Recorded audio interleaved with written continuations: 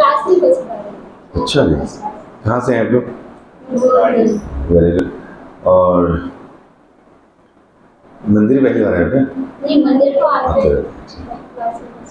तो किसने पिटाई तो नहीं करी आपकी क्लास में? हो ऐसा जबरदस्ती ने कान पे बंदूक रख के तो नहीं बुलाया? ठीक है, हरे कृष्ण। तो हमारा इस्कॉन मंदिर जो है ये दिल्ली में से एक, सारे सुंदर मंदिर हैं, उसमें से एक सबसे सुंदर मंदिर ये भी है, जिसके 3-4 महीने में, मतलब और 15 दिन में या 1 महीने में डेट निकल आएगी कि किस दिन इसको खोलना है। कंस्ट्रक्शन जो काम चल रहा है वो और 2.5-3 महीने में पूरा हो जाएगा और मंदिर पूरा हो जाएगा। ओपनिंग के लिए भी हम लोगों को बड़े सारे वॉलंटियर्स चाहिए होंगे, तो सब लोग तैयार रहिएगा, ठीक है। और आप हम लोगों को मालूम पड़ रहा होगा एक मास आ रहा है जिसका नाम है अधिक मास। कौन सा है, कब आ रहा है वो? 16 जुलाई से शुरू हो रहा है, पूरा 1 महीना जिसको अधिक मास कहते हैं। 18 से शुरू है, 18 से 16 होगा। तो जुलाई से शुरू हो रहा है ये महीना। और अधिक मास जब सुनते हैं तो लगता है अधिक का मतलब तो हो गया ज़्यादा, मास का मतलब महीना। हमारे लिए तो अधिक मास किसको बोल रहे हैं समझ नहीं आ रहा है कि नहीं। जनवरी, फरवरी, मार्च वो तो वही है, बीच में कोई नया तो आया नहीं, फिर अधिक मास कैसे? तो इसको अधिक मास भी कहते हैं, मल मास भी कहते हैं, पुरुषोत्तम मास भी कहते हैं। तो इस मास के बारे में थोड़ा सा बताएंगे कथा कि जैसे जो कैलकुलेशन है, कैलेंडर जो बनते हैं टाइम की, मंथ की कैलकुलेशन, वो 2 तरह से बनती है। एक सूर्य पे आधारित होती है और एक चंद्रमा पे। सूर्य की गणना के हिसाब से भी बनता है और चंद्रमा। तो वैदिक जो कैलेंडर है वो चंद्रमा के ऊपर बेस्ड है और पाश्चात्य जो कैलेंडर है वो सन के अकॉर्डिंगली उसके हिसाब से उसकी कैलकुलेशन की जाती है। इसलिए उसके हिसाब से उनके 365 दिन हैं और चंद्र गणना के हिसाब से हमारे 354 दिन हैं। चंद्रमा के उदय होने से, अस्त होने से, इस तरह की कैलकुलेशन होती है। तो एक साल हमारा 354 दिन का बनता है और सूर्य की गणना के हिसाब से 365 दिन। तो कितने दिन का डिफरेंस आ गया? 11 दिन का डिफरेंस आ गया। तो 11 दिन का डिफरेंस आ गया चंद्रमा और सूर्य की कैलकुलेशन। तो जब चंद्रमा के हिसाब से कैलकुलेट किया जाता है तो 354 दिन में ही साल पूरा हो जाता है। लेकिन 3 साल बाद 11 लगभग 30-33 दिन बन जाते हैं, तो उसके हिसाब से 1 महीना एक्स्ट्रा हो गया। समझ आए? तो फिर चंद्र गणना के हिसाब से सूर्य की अगर हम बात करें, तो सूर्य के साथ कंपेयर करें तो कितने दिन एक्स्ट्रा हो गए? 33 दिन एक्स्ट्रा हो जाते हैं। तो लेकिन ये 33 का फिर 1 महीना तो बनता है ना, 30-33 का, तो फिर उसको रिकंसाइल करते हैं उसके साथ, तो सूर्य के साथ, तो ये 1 महीना एक्स्ट्रा हो जाता है। तो जो महीना अधिक मास कहलाता है। वैसे कैलकुलेशन में जो चंद्रमा की गणना के हिसाब से चल रहा है, शुक्ल पक्ष, कृष्ण पक्ष, कब सूर्योदय, कब चंद्रमास, कब उसका, उस कैलकुलेशन के हिसाब से 354 दिन का ही साल होता है। तो जो 11 दिन बचते हैं, तो 3 साल के बाद ये तीसरे साल में पड़ता है क्या? अधिक मास। तो इसको इसलिए अधिक मास कहा गया कि एक अधिक मास हो गया।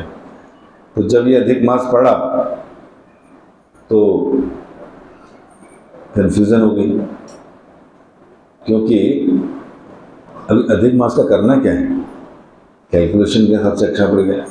ऊपर से इस मास में जो है, क्योंकि जब सूर्य हर राशि में एंटर करता है तो बहुत से मुहूर्त निकलते हैं, शुभ मुहूर्त निकलते हैं।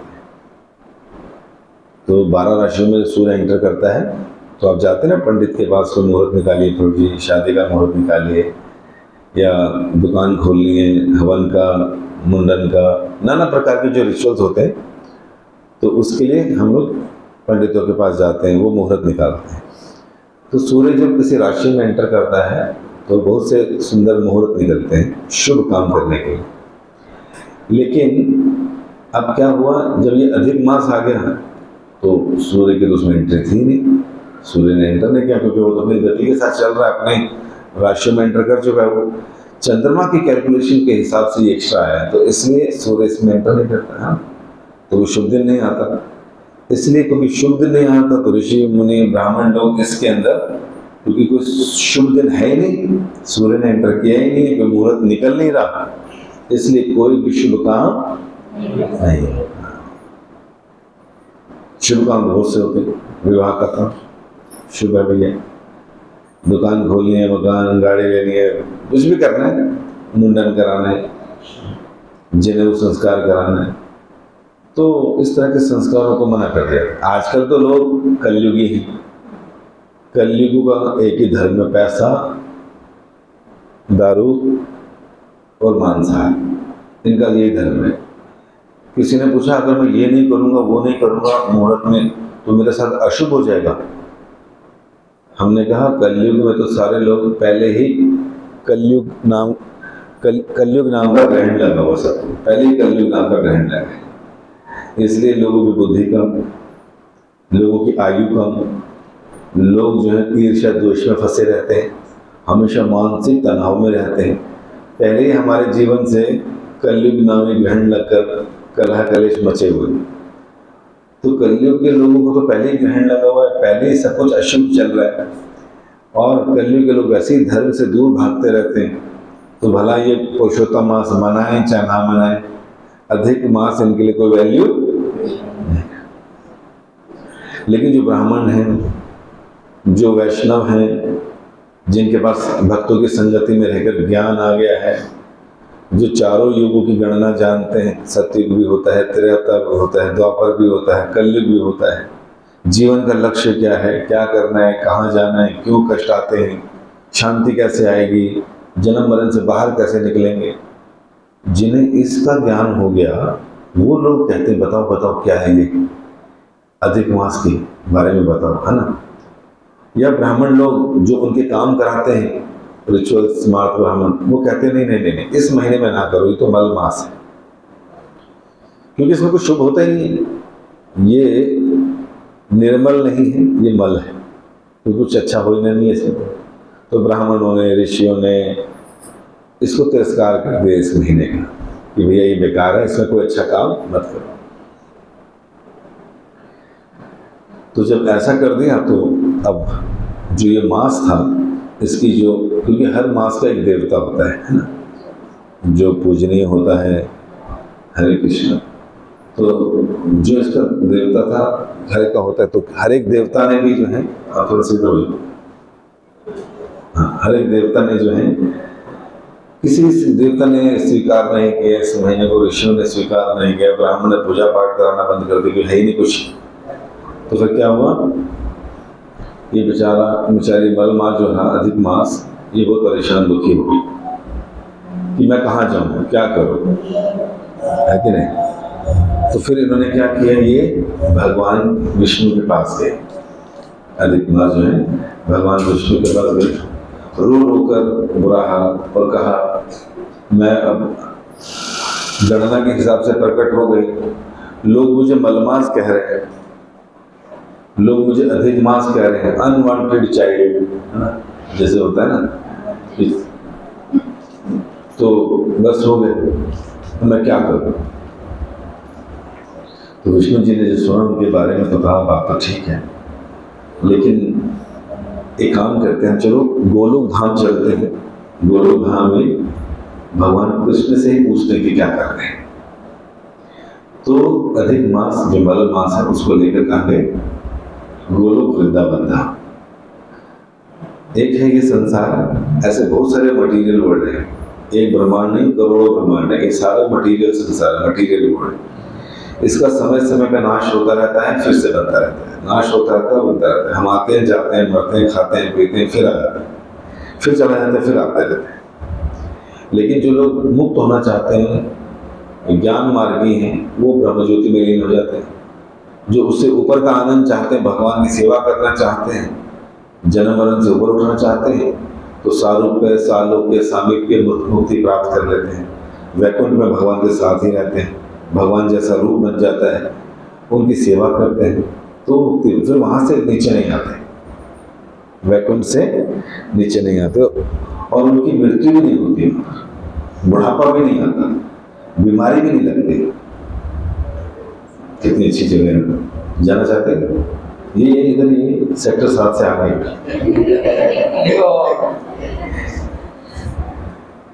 तो यहाँ नहीं, उस ब्रह्मांड के बाहर, उससे ऊपर ब्रह्म ज्योति को क्रॉस करके असंख्य, असंख्य का मतलब क्या होता है?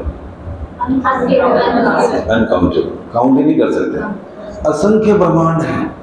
क्योंकि भगवान के अवतार काउंट कर सकते हैं क्या? भगवान को इतने अवतार में थे, आपको कहते 10 अवतार है, अरे 10 तो हमारी गिनती के लिए सिखाए हैं ताकि हमको याद रहे। भागवत में 22 अवतार बताए, इसके अलावा कितने अवतार हैं? कहते हैं गुण अवतार है, मनवंतर अवतार है, पुरुष अवतार है, युग अवतार है, शक्तिविश अवतार है, नाना प्रकार के अवतार हैं। तो इन सारे अवतारों का अपना अपना घर है ऊपर वैकुंठ में। जैसे कई लोगों को भगवान का मीन अवतार, जिसने ऋषियों की रक्षा की थी सतयुग में और वेदों की शिक्षा की थी, तो मीन अवतार से भी कई लोग आकर्षित है कि भगवान का इतना सुंदर मछली वाला रूप। तो जो उनसे आकर्षित हुए वो सारे भगवान के साथ उस धाम में रहते हैं वैकुंठ में, जहाँ भगवान मीन के रूप में मछली। कुछ लोग भगवान के वराह रूप से आकर्षित हैं। वराह मतलब भगवान ने सूअर का भी रूप लिया था एक बार, ब्रह्मा जी की नासिका से प्रकट हुए थे। कारण क्या था कि जिस जमीन पर हम बैठे पृथ्वी, ये अपनी पोजीशन से हटकर रसातल में चली गई थी। ब्रह्मा जी ने स्वयंभू मनु और शत्रुपा को प्रकट किया था कि प्रजा बढ़ाओ।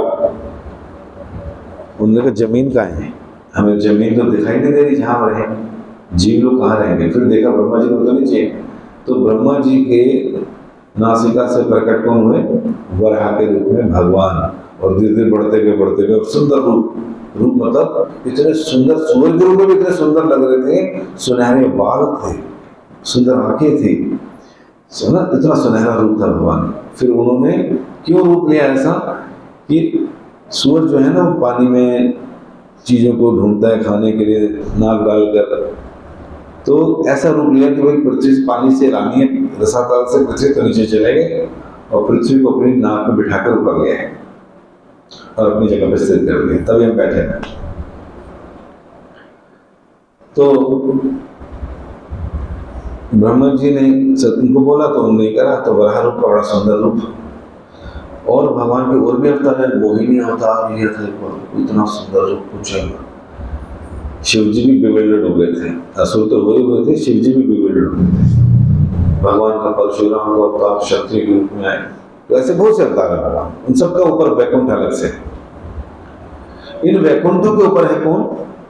गोलोक वृंदावन, वो एक ही है जहाँ कृष्ण रहते हैं, उसके ऊपर कुछ नहीं है।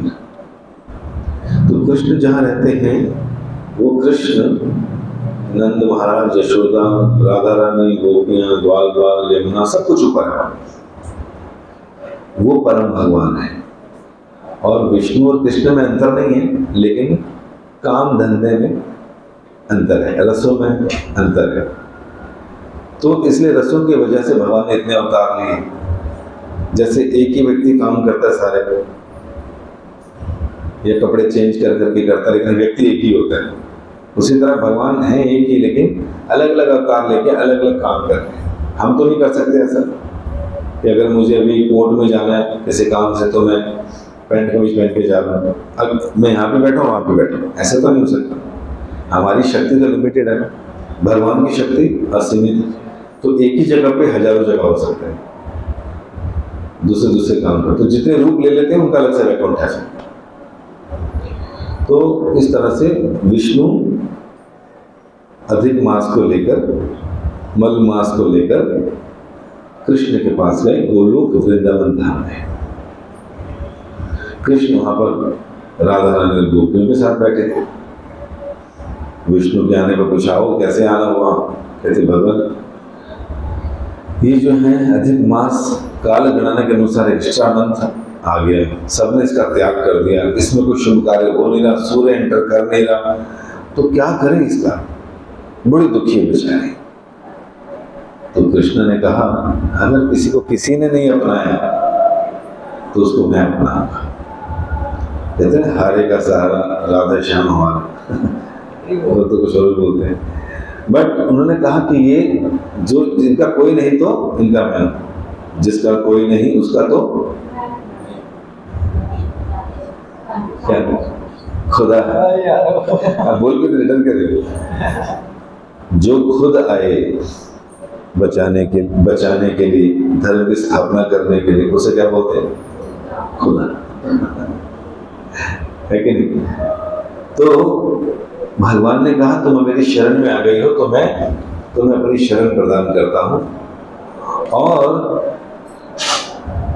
तुम्हारे इस महीने में मैं इतनी शक्ति दे दूंगा, इतनी शक्ति होगी कि जो लोग मेरे अपने त्याग तपस्या इत्यादि कर कर जो फल उनको मिलता है और मैं उनको फल देता हूँ, वही शक्ति तुम्हारे पास रहेगी वो फल देने की। मतलब खुश होकर मैं किसी को 1000 रुपए देता हूँ, लाख रुपए देता हूँ, तो वही शक्ति तुम्हारे पास है, तुम भी वो सब दे सकते हो। इतना ही नहीं, तुम्हारा जो नाम है ना, अधिक मास, मल मास, ये भी ठीक है, लेकिन मैं तुम्हें अपना नाम दे दूंगा। क्या नाम? पुरुषोत्तम, पुरुषों में उत्तम, वो नाम मैं तुम्हें देता हूँ। अब देखा जाए तो हम अपने को पुरुष बोलते हैं, आप लोग को स्त्री बोलते हो। इस संसार में हम कहेंगे किसी न किसी पुरुष से आसक्त रहते हैं, सेवा करते हैं। इस संसार में किसकी कितनी सेवा कर लो, अंत में क्या होता है? हताशा, गालियां, नफरत, परेशानी हो जाती है। किसी को कितने सुख दे लो, इस संसार कोई खुशी नहीं होता है संसार में। तो इस संसार के पुरुषों में, हरे कृष्ण, इस संसार के पुरुषों में कोई मजा नहीं। ये सारे पुरुष अभी पुरुष दिख रहे हैं, बाद में मिट्टी में हो जाएंगे। शास्त्रों में जैसे भी कहा कि इस संसार के पुरुषों को अगर हम ग्लोरीफाई करते हैं तो पशु के समान है, वो कर रहे हैं जो है। क्या क्वालिटी है हमारे पास? कुछ नहीं है। लेकिन एक और पुरुष है, वो कौन है? भगवान का पुरुष अवतार। कौन सा? शिरोदक्षाय विष्णु, गर्भोदक्षाय विष्णु, कारणोदक्षाय विष्णु। ये भगवान के पुरुष अवतार है। विष्णु एक नहीं है, 3 है। कारणोदक्षाय विष्णु, विष्णुस्तु त्रिरूपाणि, विष्णु एक नहीं 3 रूप में। पहले विष्णु क्या करते हैं? असंख्य ब्रह्मांडों को उत्पन्न करते हैं। दूसरे विष्णु, गर्भोदक्षाय विष्णु, हर ब्रह्मांड में प्रवेश कर जाते हैं। तीसरे विष्णु जितनी भी संसार में जीवात्माएं बनाई हैं सबके अंदर परमात्मा रूप में प्रवेश कर जाते हैं। ठीक है, तो वो है वास्तविक पुरुष, जिनका कभी अंत नहीं होता, बुढ़ापा नहीं आता, बीमारी नहीं लगती, जो सबको मुक्ति देते हैं, वो है पुरुषोत्तम। तो भगवान ने अपना नाम पुरुषोत्तम इस मास को दिया, और ये भी कहा कि जैसे इस मास को घृणित कहा जाता था, मल मास कहा जाता था, कोई शुभ दिन नहीं था और कोई शुभ कार्य नहीं होता था, यहाँ तक कि ध्यान का, यज्ञ का, दान का, तपस्या का फल नहीं मिलता था। अब इस मास में कोई कुछ भी करेगा उसका अनलिमिटेड फायदा। ये महीना सबसे ज्यादा वरदान देने वाला हो जाएगा, और तुम किसी भी तरह का वरदान दे सकते हैं, तुम्हें सब कुछ मिलेगा। इस महीने में अगर कोई व्यक्ति थोड़ी भी भक्ति करेगा, थोड़ी भी तपस्या करेगा, उसके इस जन्म के नहीं पिछले जन्मों के भी पाप।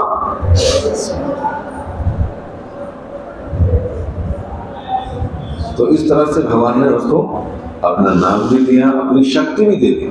कहा इतने नहीं, जिन लोगों ने तुम्हें ऑफेंड किया, डिसरेस्पेक्ट किया, जिन्होंने तुम्हें अपनाया नहीं, वो सारे देवता, ऋषि मुनिगण सब तुम्हारे चरणों में आके बैठेंगे, तुम्हारी महिमा जानने के बाद खूब त्याग और तपस्या करेंगे, और भक्ति में आगे बढ़ने के लिए तुम्हारी कृपा पे भी आश्रित रहेंगे। पुरुषोत्तम मास जो हम पे कृपा करते, भक्ति में आगे बढ़ना चाहते हैं, तो इतनी शक्ति जो है तुम्हारे में, बताइए, जिसका कोई नहीं था उसके भगवान ने नाम तक दे दिया, और फिर अधिक मास इतना महत्वपूर्ण बन गया जिसको कोई पूछ नहीं रहा था, और अब बढ़िया हो गया। तो इतना ही नहीं, यही कथा एक्चुअली भगवान कृष्ण ने 4 कुमारों ने, नारद ने, व्यास ने कहीं ना कहीं कभी न कभी किसी को सुनाई, नवदर्शन ने ऋषियों को भी सुनाएगी। तो बताते हैं कि एक बार भगवान कृष्ण काम्यवन में आए द्वारका से, उस समय जब पांडवों को वनवास में भेजा हुआ था। ये विचारों की स्थिति देखकर भगवान को बड़ा दया है कि यार तुम कैसे जंगलों में रहे, राजकुमार थे, बताइए अब जंगलों में भटकना पड़ रहा। तो उनको कहा कि तुम ना अधिक मास आ रहे हैं, मल मास, जैसे पुरुषोत्तम मास में कहते हैं, तुम उसका व्रत करना। और तुम्हें मैं कहानी सुनाता हूँ, वास्तव में ये मल मास मेरे पास गोलोक में आई थी, तब मैंने इसको ये ऐसे दिया। तो सारे भाई कहते हैं भाई वाह कमाल हो, कहते हैं इस मास में तपस्या, त्याग, दान कुछ भी करेगा व्यक्ति बहुत लाभ पहुंचता है। तो भगवान कृष्ण स्वयं मल मास की, अधिक मास की महिमा का गुणगान कर रहे पांडवों के लिए। क्यों कर रहे? क्योंकि पांडव हमारे अपने, तो भगवान के दोस्त भी हैं, भक्त भी हैं, तो भगवान उनको ये सब बता रहे हैं। क्यों? क्योंकि पांडवों पे ऑलरेडी इतने कष्ट आ चुके थे, कभी लाक्षा ग्रह में आग लगा रहे थे, पिताजी बचपन में चले गए, शक्ल नहीं देखी बच्चों ने, ये स्थिति। और उसके अलावा जहर दे के मारने की कोशिश की गई, राजपाट छीन लिया, भगा दिए जंगलों में, ये स्थिति कर दी। तो भगवान ने फिर कहा तुम, फिर बताया कि द्रौपदी भी वहां थी, तो कहा द्रौपदी तुम्हारे बारे में कुछ बताता हूँ। इस मास की इतनी महिमा थी कि तुम जो पिछले जन्म में एक ब्राह्मण की पुत्री थी ना, तो क्या हुआ था, बचपन में ही कुछ समय बाद तुम्हारे माता पिता दोनों का देहांत हो गया था। ब्राह्मण थे, ब्राह्मण परिवार में जन्मी थे, और क्या हुआ, तो माता पिता चले गए, तो तुम्हारे पिता के मित्र थे, उनका नाम था दुर्वासा मुनि। तो एक दिन वो तुम्हारे घर आए थे, जब उनको पता चला ऐसी घटना है तो बड़ा दुख हुआ। तो उन्होंने तुम्हें जो है अधिक मास का व्रत रखने की बात की थी, बेटा अधिक मास का व्रत रखो। देखिए ऋषि मुनि तो वही बताएंगे जो हमारे लिए अच्छा है। अब देखा जाए किसी का पिता ना रहे, माता ना रहे, क्या बच्चा बेचारा अकेला रहे, तो ऋषि दुर्वासा मुनि ने उनका भले के लिए बताया कि बेटा मैं जितना बोलूं करो, तुम ये अधिक मास, पुरुषोत्तम मास का व्रत रखो, तुम्हारा लाभ होगा। क्या लाभ होगा? हर किसी को लाभ पता चलता तभी तो काम करता है कि नहीं? भाई पहले प्रॉफिट पता चलेगा तभी काम करेंगे, नहीं तो नहीं करेंगे। तो उन्होंने बता दिए सारे लाभ के लिए, थोड़ा सा भी त्याग, तपस्या, दान कुछ भी कर लोगे तो यहाँ नहीं, इस संसार के कष्ट नहीं, पाप सब खत्म हो जाएंगे, तुम धाम चले जाओगे। अब धाम जाना कोई आसान बात थोड़ी है। तो द्रौपदी को लगा इतना सा एक महीने में कुछ करने से तो धाम चला जाएगा, तो द्रौपदी विश्वास ही नहीं हुआ। हमारे 10 नाम अपराध में एक नाम अपराध है ना, अश्रद्धालुओं को कृष्ण नाम की महिमा का उपदेश करना। जिनके अंदर श्रद्धा नहीं है उनको भगवान के नामों की महिमा बताना, अरे भगवान का नाम जप कर कर हृदय साफ हो जाता है, अरे बोलो नहीं, अरे महिमा मत बताओ, नहीं तो अश्रद्धालु क्या करेगा, वो नाम की महिमा को जानेगा नहीं, समझेगा, उल्टा ऑफेंड जरूर करेगा। तो यहाँ जब दुर्वासा मुनि ने कुछ पूर्व जन्म में द्रौपदी को नाम की ये महिमा बताई इस मास की, तो द्रौपदी ने विश्वास नहीं किया, और विश्वास ना करने की वजह से, व्रत ना रखने की वजह से उसको जो है सब छिन गया। उसके सारे पुण्य जो थे, जो हम लोग पुण्य करते हैं अच्छे काम करके, वो सारे स्वाहा हो गए। बताइए क्या काम करा? बस विश्वास नहीं किया। तो जो अपने पल्ले था वो भी चला गया। तो इसका मतलब क्या है, शास्त्रों पर, गुरु की वाणी पर हमारा अटूट श्रद्धा और विश्वास होना चाहिए। आपसे हो नहीं रहा, वो असमर्थता जाहिर कर सकते हो। आप बोल सकते हो कि हे भगवान, मेरी बुद्धि पर इतना बड़ा ताला लगा हुआ है, अंदर कुछ जाता नहीं है, मैं निकम्मा हूं, मेरी बुद्धि संसार में लगी हुई है, मेरी परवरिश निकम्मों के साथ ही हुई, आसपास के सारे निकम्मे थे, कभी भगवान की चर्चा नहीं, भगवत चर्चा नहीं। अब मैं इसको सुन रहा हूँ और मेरी बुद्धि में घुस नहीं रहा। क्या मेरी अयोग्यता है कि मैं समझ नहीं पा रहा? आप ऐसी शिक्षा दीजिए, ऐसा ज्ञान दीजिए, ऐसी कृपा कीजिए कि मेरा श्रद्धा और विश्वास इन चीजों में बढ़ेगा। कर नहीं पा रहा, नो प्रॉब्लम, लेकिन अपनी ऑकवर्ड पोजीशन तो बता ही सकते हैं ना कि अरे मैं नहीं मानता, अरे सब बेकार की बातें हैं, ये पंडितों का धन कमाने का मामला, ये हुआ है, ये बोल के तुमने क्या कर दिया, अपना और नुकसान कर दिया। जो अकाउंट में थोड़े बहुत पुण्य पड़े थे वो भी खा लिया, सब स्वाहा। तो इसलिए जब कभी कुछ ऐसा सुन लो जो समझ ना आए तो विश्वास रखो कि होगा ऐसे ही, मेरी बुद्धि ठीक नहीं है जो समझ नहीं पा रही। जैसे छोटे बच्चे को अगर हमने बैठा दिया और क्लास समझ आएगा? क्यों? अभी अयोग्य है, छोटा है, समझने की शक्ति कम है, लेकिन बड़ा हो जाएगा तो समझ आएगा। तो हमें भी विश्वास रखना चाहिए। तो जब विश्वास करेंगे तो हर चीज हमको प्राप्त होगी। तो जब ये बात हुई तो फिर सारे पुण्य चले गए, बड़े शोक पर ही दुखी हुई, तो उसने फिर शिव को खूब पूजा। शिव जी ने खुश होकर उनको वरदान दिया और कहा कि तुम अब अधिक मास रखना। तो फिर शिव जी जब खुश हुए, प्रसन्न हुए, वरदान दिया, तो उसका फिर अगला जन्म द्रौपदी के रूप में हुआ और 5 पति प्राप्त हुए। ऐसा भी कहा जाता है कि द्रौपदी ने जब बोला कि मुझे, तो शिव खुश हुए तो बोला क्या चाहिए? मुझे पति चाहिए, मुझे पति चाहिए, मुझे शादी में पति चाहिए, पति चाहिए। कितनी बार बोल दिए? तो कहते 5 पति में दिखे जा। ठीक है, तो आप लोग गड़बड़ मत कर देना। तो इस प्रकार 5 पति भी मिले थे। तो अब भगवान श्री कृष्ण स्वयं अपने मुंह से जो भगवान ने कृपा की थी मलमास के ऊपर, वो कथा पांडवों को भी सुनाई, उसकी महिमा भी सुनाई और कहा कि भैया तुम भी अधिक मास आने वाला है, व्रत रखो, तपस्या करो, उपवास रखो उस महीने को, तो तुम्हें भी लाभ मिलेगा। और हमें पता है कि पांडवों ने भी रखा व्रत, युद्ध में भी जीते हैं, विजयी हुए, सारा राजपाट में मिला, पूरा संसार मिल गया, क्या नहीं था उनके पास। और फिर भगवान के धाम में चले गए, जहाँ जाना हर व्यक्ति की बस की नहीं है।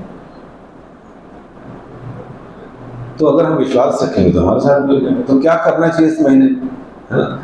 वैसे तो शीला प्रभुपाद जी ने इस्कॉन में पहले ही हम लोगों को टॉप मोस्ट चीज दे दी।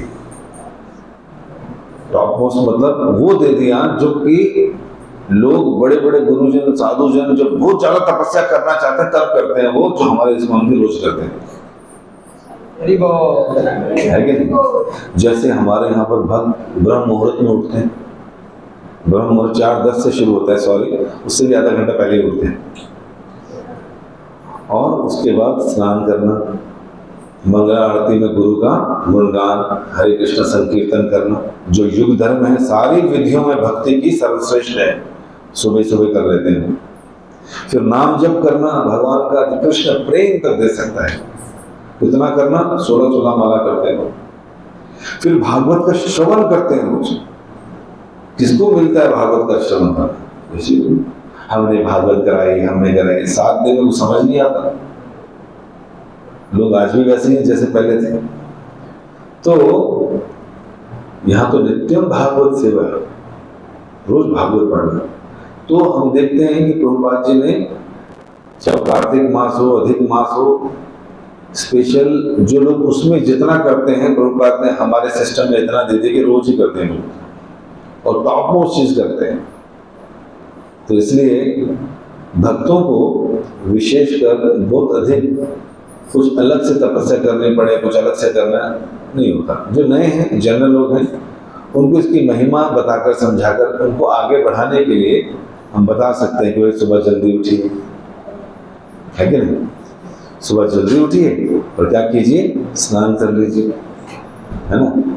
और मंदिर आ सकते हो तो आप मंगला आरती आ जाइए, जप कीजिए भक्तों के साथ बैठ कर, तो ये सारी चीज कर लीजिए, भागवत श्रवण कीजिए। और अगर घर में हो तो क्या करें, सुबह जल्दी उठ जाओ, स्नान कर लो और मंगला आरती वगैरह घर पे पढ़ लो, फिर नाम जप कर लो, हरे कृष्ण कृष्ण कृष्ण हरे हरे, हरे राम राम राम हरे, ऐसे नाम जप शुरू करो।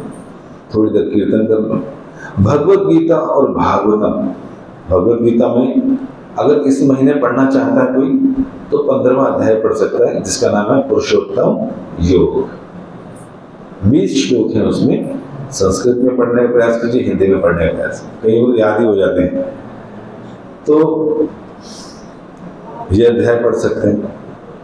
और भागवतम में भी 10वें स्कंद के 14वें अध्याय को पढ़ सकते हैं, जो ब्रह्मा जी की स्तुति है भगवान को लेकर, उसको पढ़ सकते हैं। तो अच्छा है कि लाभ ही लाभ है। और फिर जो पढ़ सकते हैं अच्छी बात है, जो सुन सकते हैं वो भी अच्छी बात है, मंदिर आके कथा सुन ली, नहीं तो घर में बैठ के भागवतम का कोई भी चैप्टर पढ़ लिया, वैसे भी कर सकते हैं। और फिर कुछ ना कुछ अपनी प्रिय वस्तुओं को छोड़ सकते हैं, तपस्या के लिए, त्याग के लिए, खाने में, प्रजल्पा में, निंदा में, इनमें रुचि नहीं लेनी, कथा में, है ना, नाम जप में, अधिक पढ़ने में इस महीने रुचि लेनी चाहिए, ज़्यादा से ज़्यादा करना चाहिए। दान, लक्ष्मी का दान हो गया, श्रम दान हो गया, और दूसरा गहना दान हो गया, ब्राह्मणों को, योग्य लोगों को देना चाहिए, जितनी भी हमारी कैपेसिटी है, 1 किलो 2 किलो सोना जो भी है। तो जो योग्यता है उसके हिसाब से कुछ ना कुछ करना चाहिए। तो इस तरह से क्या होता है कि हम लोग ऑलरेडी इस्कॉन में कर रहे हैं, लेकिन जो नए लोग हैं उनको इस महीने में अगर कृपा चाहिए तो कर लें, ताकि वो इस योग्य बन सके कि रेगुलर भक्त बन सके। पार्ट टाइम भक्त नहीं बनना, अधिक मास वाले भक्त आ गए जी, राम राम, ये हर 2.5 साल 3 साल में अधिक मास में भक्ति करते हैं। भक्ति अगर अधिक करनी है तो रोज करनी है, ये पार्ट टाइम नहीं। भगवान से कोई व्यक्ति हो अपनी पत्नी को बोले, darling I love you only every Friday 4 to 7 AM, what is this? प्रेम का कोई टाइम थोड़ी होता है, प्रेम का तो 24 आवर्स प्रेम। उसी तरह भगवान से प्रेम थोड़ा थोड़ा का मतलब थोड़ी है, प्रेम तो बताओ हमेशा प्रेम, हमेशा आपकी प्रसन्नता देखेंगे, आपको क्या पसंद है, आप क्या खाएंगे, आप क्या पहनेंगे, भगवान देंगे, है ना, उनका नाम जप करना, हमको कैसा चाहते हैं भगवान, इसको प्रेम बोलते हैं। तो इस तरह से हमें इस्कॉन में कृष्ण से प्रेम करना सिखाते हैं, डरना नहीं, अगर नहीं किया तो यमराज जी ले जाएंगे, ऐसा नहीं, जहन्नम जाना पड़ेगा, नहीं, ऐसा कोई खतरनाक मामला नहीं है। हमारे यहाँ पर कृष्ण से प्रेम करना सिखाते हैं, भगवान से प्रेम करो। तो प्रेम कैसे होगा? जब भगवान के बारे में जानोगे, वो क्या खाते हैं, क्या पीते हैं, क्या करते हैं। जैसे रुक्मणी ने सुना, अपने घर बैठती थी तो नारद जी आते थे, रोज कथा सुनाते थे, क्या, अरे कृष्ण ने आज इसका असुर का वध किया, आज कृष्ण ने ये लीला करी। तो जब लीलाएं सुनते थे तो रुक्मणी ने अपना दिल ही दे दिया, हाँ मैं शादी करूंगी ना तो कृष्ण से, इतनी लीलाएं सुन ली थी। और फिर जब देखा उनका भाई किसी और से कराने लगा तो उसने चिट्ठी भेज दी, भगवान आप आओ और मेरा अपहरण कर लो, मैं निकम्मों सियारों के साथ नहीं, आप जैसे सिंह के साथ रहना चाहते हैं। तो पूरा लिख दे प्लान कि आप ऐसे आना, है ना, ऐसे आना, ऐसे करना। आजकल तो ये लव मैरिज ज़्यादा होती है ना, पहले अरेंज मैरिज ज़्यादा होती थी। अरेंज मैरिज आज भी टिकी हुई है, पुरानी शादियाँ, है ना, माता पिता घर में सब जानते हैं संस्कार। लव मैरिज में क्या होता है, बड़े इसके साइड इफेक्ट हैं और बड़े सारे नुकसान भी हैं। नंबर 1 कि लोग बचपन से, ये चौथी पांचवी से शुरू हो जाते हैं, आई love you, do you love me.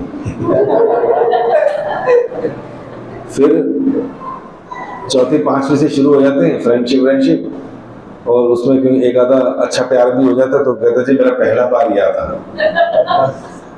और कॉलेज तक जो है वो कहते हैं मेरा 17वां प्यार अभी है। कई लोग बदल जाते हैं बीच में, तो ये ना मौसम की तरह रह जाता प्यार, है ना। और फिर लोग जो हैं हर प्रकार की हरकतें कर चुके होते हैं। अगर मान लीजिए किसी एक से भी था तो भी विवाह तक या 25 साल होने तक व्यक्ति जो है हर तरह की लड़ाई झगड़े, हर तरह की बातचीत, हर तरह का ऊंच नीच सब देख चुका होता है। फिर जब शादी होती है कुछ नया रहता ही नहीं उसके। और फिर पहले तो 1-1 घंटा मिलते थे, अब सीधे 24 घंटे साथ रहना है और मुश्किल होती है। अरे आप तो खर्राटे मारते हो, आपने शादी के कार्ड में लिखा ही नहीं था। तो तुमको भी कौन सा खाना बनाना आता है, हमेशा बाहर से बर्गर लेकर आते थे मेरे लिए, है ना। तो फिर जो 24 घंटे साथ रहना होता है तो पता चलता है भाई इसकी ईगो बहुत है, भैया ये तो बोलते बहुत ज्यादा है ना, और ये वैसे हैं और वैसे हैं। तो फिर क्या होता है, तुरंत एप्लीकेशन दे दी जाती, जी बहुत हो गया, अब नहीं रह सकती, है ना, अब नहीं रह सकते, तुरंत हो जाता है। साल 2 साल मैक्सिमम लोग समझाते हैं, बुलाते हैं, बिठाते हैं, बड़े बिठाते हैं, 6 महीने और खिंच जाती है। ये अभी भी वैसे है जी, ये अभी भी वैसी है जी, कोई बदलाव नहीं आया, फिर शुरू। और उसके बाद टूट जाती है शादी, फिर दूसरे ढूंढ रहे होते हैं अब कौन सा चाहिए। कहते हैं उधर भी डाइवोर्स चाहिए, इधर भी डाइवोर्स चाहिए, डाइवोर्स शादी। फिर भी लगता है ये भी ऐसे हैं, वो भी ऐसे हैं, फिर ऐसे हैं, फिर तीसरा ढूंढो, फिर चौथा ढूंढो। आजकल कल में ऐसा चल रहा है।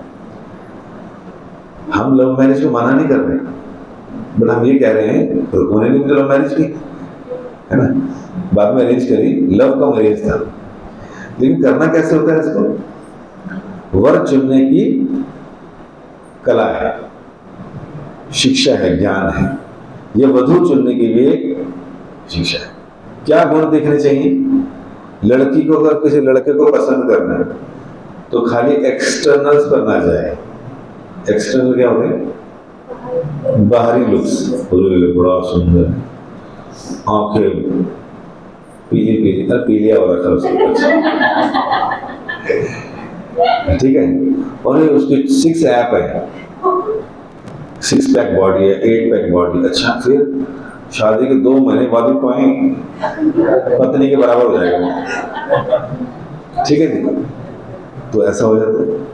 तो और उसके बाद फिर पता चलता है ये तो कमाते ही नहीं है, ये तो जिम में बैठे रहते हैं, ये तो ताश खेलते हैं, ये तो खाते भी हैं, ये तो पीते भी हैं।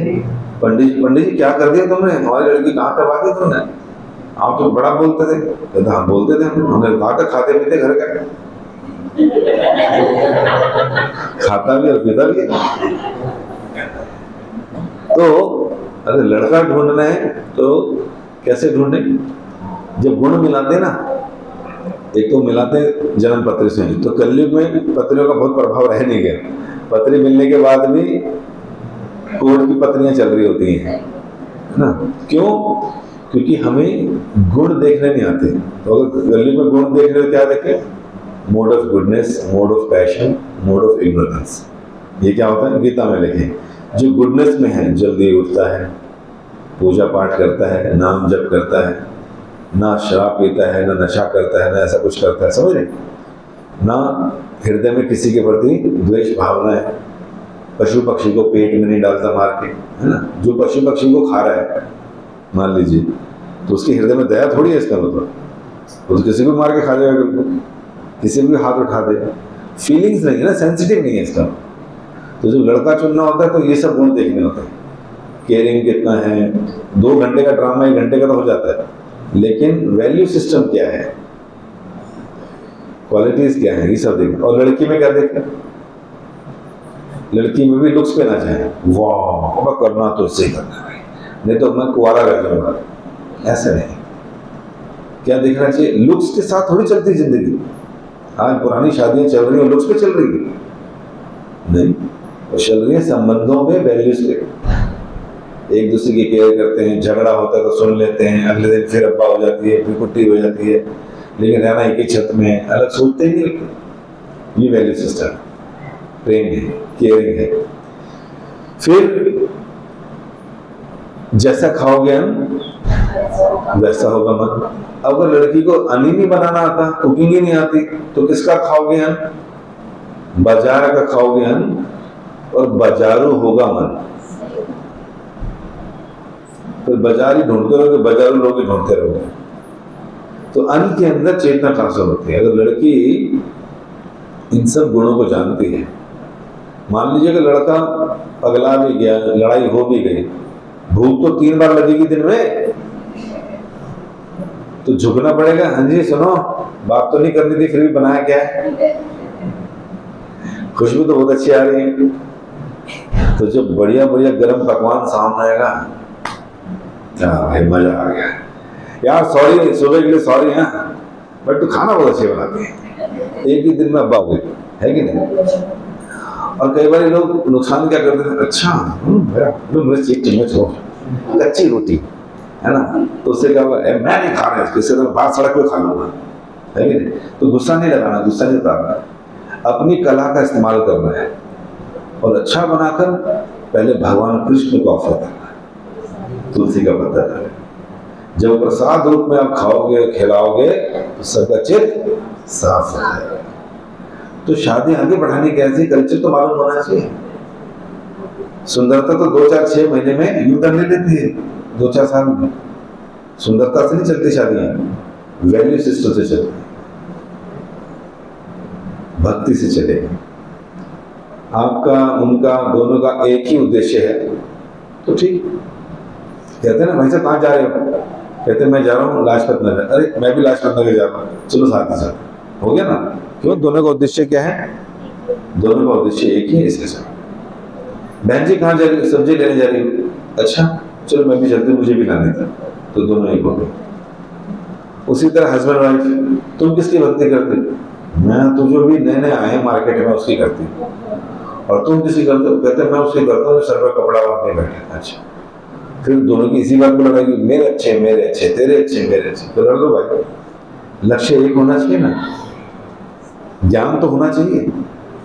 और माने अलग अलग भी हैं, लेकिन वो भी ठीक किया जा सकता है ज्ञान के द्वारा, भक्ति के द्वारा, भक्तों के संग के द्वारा। तो जब सबको शिक्षा मिल जाएगी, पता चल जाएगा, हो गया। तो इस तरह से हमें गीता पढ़ना, नाम जप करना, इससे ज्ञान आएगा। भगवान के भक्त बन जाओगे तो किसके सुपरविजन में रहोगे? भगवान के। भगवान अपने भक्तों के साथ गलत होने नहीं देंगे। तो इसलिए हमें चाहिए कि इन कलाओं को सीखें। और अधिक मास जैसे आ रहा है तो उसमें साधना कीजिए, नाम जप कीजिए, भगवान से प्रार्थना कीजिए, भक्ति में आगे बढ़िए। बस यही करते जो चीजें बताई, ठीक है? हरे कृष्णा।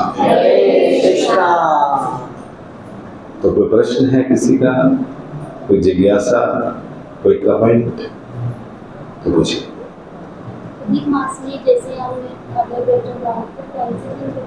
क्या व्रत? अधिक मास अपने में पूरा एक व्रत है महीने का, तो कुछ भी ले सकते हो महीने का। जैसे एक पैर पे खड़ा होना, हाथ नीचे पैर ऊपर, ठंडे पानी में पूरा महीना। कोई करने वाले करते हैं, मान लो मुझे बैठे, हम तो नहीं कर सकते। घर गृहस्थी वाले लोगों भी एक पैर पे खड़ी रहूंगी, घर वाले वैसे निकाल देंगे कि निकल 2 पैर से। तो हम लोग क्या कर सकते हैं, इस मास में भी 2 एकादशी पड़ेगी, तो उन दोनों एकादशी को रखना। पानी पे रख सकते हैं, फल पे रख सकते हो, बस है ना। थोड़ी तपस्या कर तो क्या देते हैं, अगले दिन तो खाना ही रोज ही खाते हैं। फिर पूरे महीने ब्रह्म मुहूर्त में उठूंगी या उठूंगा, तो ये तपस्या होगी। ये भी व्रत ले लिया मैंने। रोज 2 माला या 4 माला या 16 माला जो बना सके नहीं बनाऊंगी, जो नहीं करते उनके लिए। तो हरे कृष्ण कृष्ण कृष्ण हरे हरे, हरे राम राम राम हरे हरे, ऐसे 108 बार जपेंगे तो 1 माला। तो 1 माला, 2 माला, 4 माला का भगवत गीता से पुरुषोत्तम मास का अध्याय पढ़ लूंगी, या गीता शुरू कर दूंगी, या भागवत पढ़ूंगी, या फिर भजन याद कर लूंगी किताब से, वैष्णव भजन की बुक से। तो ये तपस्या, ये व्रत ले सकते, जो करना बस 1 महीने का पूरा करें। ऐसा भी कर सकते हो कि मैं दिन में 2 बार खाती हूँ, कल से 4 बार खाऊंगी, ये तपस्या नहीं है। तो क्या कर सकते, कोई एक टाइम अन्न खा सकते हो कि मैं दिन में 1 बार अन्न खाऊंगी पूरा महीना, या 1 बार अन्न 1 बार फल खाऊंगी, है ना, मतलब वो भी कर सकते हैं। तो अन्न ऐसा रख सकते हैं, या जो पसंद है, जैसे चावल मुझे बड़े पसंद, तो चावल छोड़े हुए 1 महीना, रोटी खाऊंगा, है ना। या तीर्थों का भ्रमण, इस महीने में मैं व्रत लेता हूँ या लेती हूँ, वृंदावन जाऊंगी, मंदिर जाके दर्शन करके परिक्रमा करके आऊंगी, ऐसा भी व्रत ले सकते हैं। तो जो भी शुभ है, जो भी अच्छा है वो कर सकते हैं। कुछ चीजें ऐसी जो पूरा महीना कर सकते हैं, कुछ ऐसी चीजें जो जैसे एकादशी वो 2 बार कर सकते हैं, तो ऐसा करना चाहिए, ठीक है। और जो जॉब, हरे कृष्ण, थोड़ा सा जो जॉब करता है उसके लिए अगर माला बढ़ाना चाहता है कि 16 माला या 32 माला करो, तो जॉब कितने बजे से कितने बजे तक की होती है? मॉर्निंग 9 से तो इवनिंग 7 तक। हाँ, बाकी घर के काम भी करने होते हैं। मैं वो जाती है, इसमें जॉब जाती है, तो 5 मैं कोशिश करती हूँ कि मंगला की लाइब्रेरी करूँ, इस वजह से कोई बात नहीं, ठीक है। तो 5 बजे अगर कोई उठता है तो अपना नाम जप कर ले, ना धोकर, तो 7 बजे तक माला जप हो जाएगी। फिर कुछ गीता पढ़ ली, फिर कुकिंग है, स्कूल है, बच्चों को भेज दिया, फिर ऑफिस जाते हुए भी कुछ माला कर लीजिए, ऑफिस में भी कर लीजिए, जितना कर सकते करो। बहुत हार्ड एंड फास्ट वाला मामला नहीं है। जितना आपको लगता है कि 16 की जगह 32 नहीं हो पाएंगे, लेकिन 16 की जगह 18 कर सकते हैं, तो 18 करें। जैसे कि आप जैसे जॉब पे काम कर रहे हो, तो जब में तो हमारा जो लोग है जमा नहीं करते, तो उनसे बोलते तो वो बोनस है, धीरे धीरे बोल सकते हो, हमेशा ही बोलना चाहिए, भगवान के नाम को लेते रहो, कोई दिक्कत नहीं, लेकिन बोनस माना जाएगा, माला नहीं माना जाएगा। लेकिन अगर कुछ ऐसा है, जॉब ऐसी है, बैठने की जॉब है, हाँ जी भैया चलो आगे चलो, ऐसा नहीं, तो हाँ काउंटर आता है छोटा सा, वो अंगूठी जैसे पहन लो, वो लगे हरे कृष्ण। जैसे शाम को माला नहीं कर सकते, शाम को भी कर सकते हैं, रात को भी कर सकते हैं, शमशान में भी कर सकते हैं। जैसे हम सुबह में नहीं कर पा रहे पूरी माला की रात, तो जो माला बच रही है हम शाम को कर लें, सुबह, दोपहर, शाम, रात कभी भी कर सकते हैं। पवित्र स्थिति में हो, अपवित्र अवस्था में हो, कभी भी कर सकते हैं। वैसे मुझे इसकी ज़्यादा नॉलेज नहीं है, बट एक क्वेश्चन है, जैसा आपने मुझे बताया कि जो वैकुंठ है और उसके ऊपर आपने कृष्ण का स्थान बताया, गोलोक, तो वो सर हमारे ब्रह्मांड के लिए है या फिर हर एक ब्रह्मांड के लिए अलग अलग है? ब्रह्मांड तो भौतिक जगत हो गया, 14 प्लैनेटरी सिस्टम है, इसमें सबसे ऊंचा ब्रह्मा जी का है। ऐसे सारे ब्रह्मांडों में ऐसे होता है, मतलब जितने भी मल्टीवर्स है, हाँ, जितने भी यूनिवर्स है, सबके लिए एक है। हाँ, सबके लिए एक ही गोलोक है। वैकुंठ तो अनंत है, वो तो जिस भगवान विष्णु के अवतार से तुम्हारी अटैचमेंट है, तो उसमें जाना पड़ेगा। गोलोक एक ही है, कृष्ण एक ही है, भगवान में एक ही। आपको ऐसा लगता है कि जितने भी अवतार हैं, ये इंसान की स्टेज को शो करते हैं?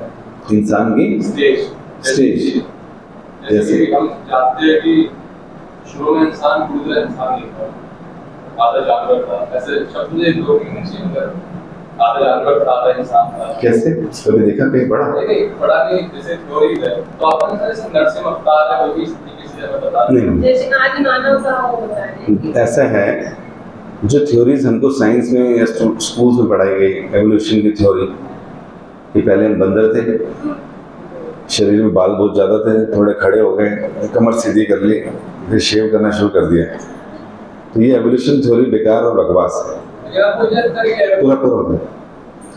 तो ऐसा कहीं पर भी नहीं।